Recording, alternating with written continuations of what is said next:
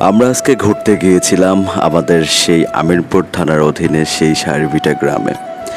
এখানে বর্ষাকালে যতটাই সুন্দর, ঠিক চৈত্র মাসে ততটাই গরম এবং রৌদ্রে এদিকের মানুষের জনজীবন জর্জরিত হয়ে যায়। ঠিক বর্ষাকালে ততটাই তাদের ভালো লাগা হয়ে ওঠে এবং প্রত্যেকটা কোণে কোণে এত সুন্দর করে সাজিয়ে তোলে এই গ্রামটি, যেন পর্যটকরা প্রত্যেক বছরে এই ঠিক একই বর্ষাকালে অনেকেই এখানে ঘুরতে আসে, পিকনিক করতে আসে এবং তাদের নিজেদের মতো করে আনন্দ করে থাকে। এই সারিভিটার সৌন্দর্যকে বলে হয়তো আপনাদেরকে বোঝানো যাবে না। যদি কেউ কখনো সময় করে এখানে আসতে পারেন, এখানকার সৌন্দর্যটাকে উপভোগ করতে পারেন, তাহলে হয়তো নিজে নিজেই উপলব্ধি করতে পারবেন এখানকার সৌন্দর্যটা আসলে কতটুকু সুন্দর। সন্ধ্যাবেলা এদিকে সৌন্দর্যটা যেন আর একটু বেড়েই যায়।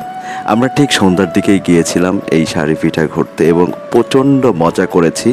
এবং আপনাদেরকে একটা কথাই বলতে চাই, যারা এখনও এই সারিভিটার সৌন্দর্যটাকে উপভোগ করতে পারেন নাই, তারা যেন খুব দ্রুত এই সারিভিটার পানির যে সৌন্দর্যটা সেটা অবশ্যই উপভোগ করবেন।